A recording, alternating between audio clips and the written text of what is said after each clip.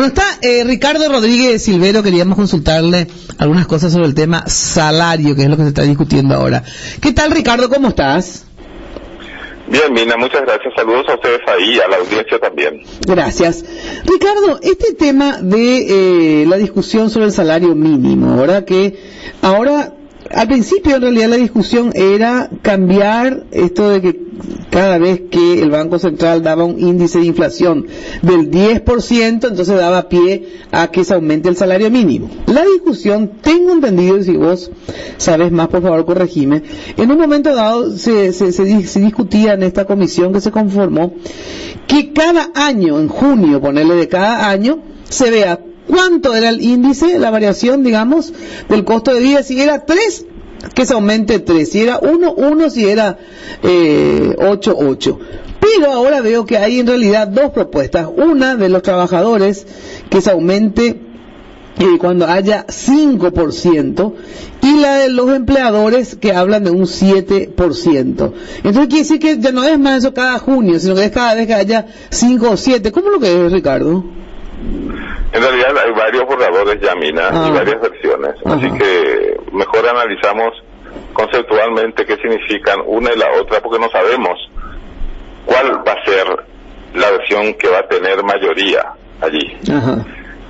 Y eso es lo importante, pues, cuál tiene la mayoría. Mientras no sepamos cuál tiene la mayoría, lo que hay que decir es, toda discusión en torno al salario mínimo legal pasa por el Código Laboral, y mientras no se lo reforme, y no hay nada que hacer, hay que esperar a que se llegue al 10%. Cierto, este tema, qué bueno que haces hincapié en esto.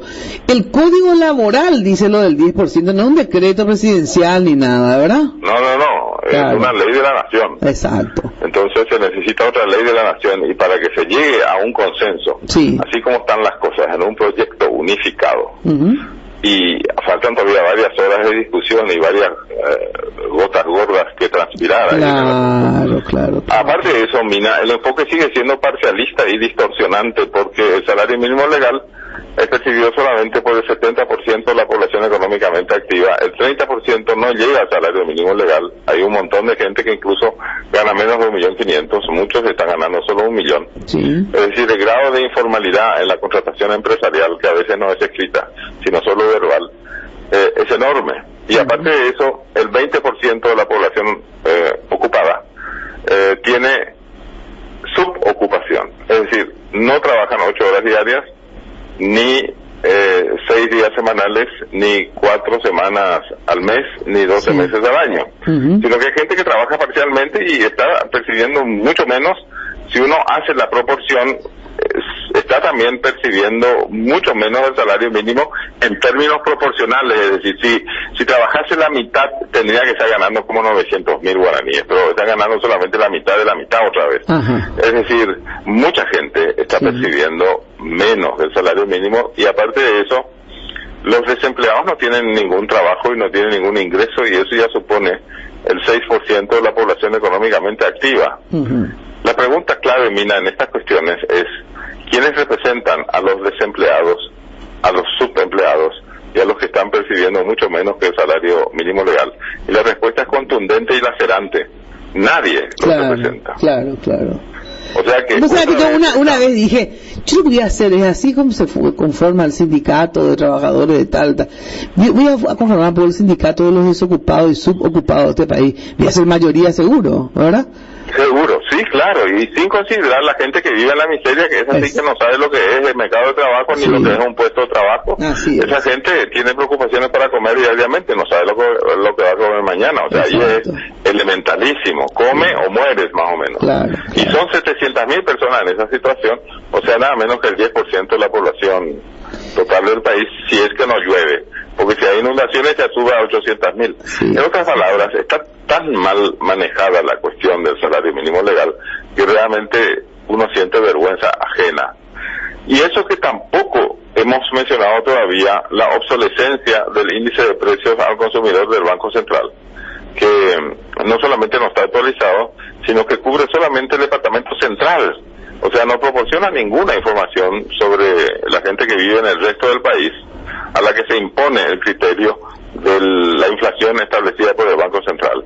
La gente que vive en los departamentos pobres como Concepción, San Pedro, Caguazú, Cazapá, que son los más pobres del país, pero también aquellos otros departamentos que no son tan pobres, tienen índices de inflación reales que son inferiores a los establecidos por el impuesto, quiero decir, por el índice de precio al consumidor del Banco Central. Entonces, ¿cuándo vamos a despertarnos de ese letargo que dura ya toda la vida? Ahora, que solamente el IPC es lo que vale, pero resulta que no cubre todo el país, y lo poco que cubre tampoco está actualizado. Claro, entonces, ¿en qué quedamos? Y otra cosa que te pregunto, cuando al principio se discutía que sea automático, o sea, en el sentido de que cada junio, ¿cuánto es? 3, bueno, ¿cuánto es? Tan, o sea que siempre va a haber aumento de sueldo. Eso no podría crear una espiral inflacionaria, Ricardo, en el sentido que, porque, ¿qué suele pasar, digamos, cuando se llega al 10, obviamente tarda más tiempo para llegar, entonces cada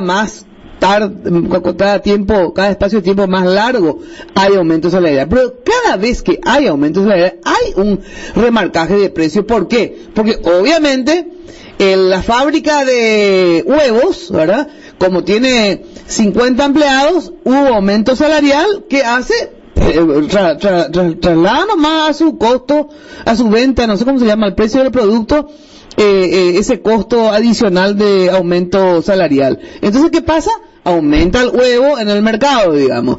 Entonces, imagina, yo te pregunto, porque una de las ventajas que tenemos en nuestro país en relación a la región, que nosotros nunca tuvimos una espiral inflacionaria así, ¡wow!, que tu plata a la tarde vale menos que al otro día, etcétera, etcétera. O sea, nunca nos sucedió que yo me acuerde, digo, mientras en las últimas décadas. Imagínate, Mina, que para todo este año, o sea, por los 12 meses, vamos a llegar, parece, solo a 4,5%.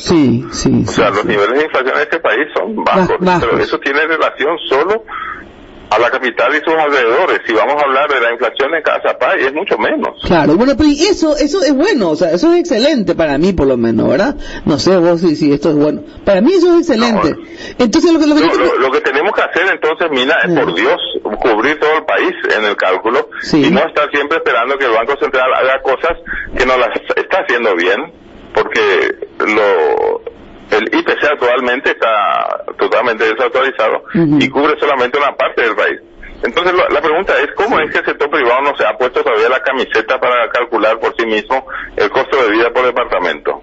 Y no hablo solamente de los empresarios, hablo también de los sindicatos, ¿verdad? En otros países hay 3, 4 o 5 índices de precio al consumidor calculados por cada sector. Entonces uno puede llegar a una información más veraz porque compara una estadística con otra. Y si uno vive en Cazapá, entonces toma los datos de Cazapá, no los de Asunción, ¿verdad? Claro. Es decir, estamos tan elementales en esas cosas que realmente parecemos cavernarios. O sea, un tema entonces, una de las vías que hay que corregir es el índice de precio al consumidor, el IPC, que sea también por regiones y que sea hecho no solo uno, sino que 2 o 3, digamos, ¿verdad? O 4. Claro. Eso es uno. Pero lo segundo, el mecanismo de aumento. Vamos a suponer que tengamos estos índices, que es lo primero, obviamente, que tenemos que corregir.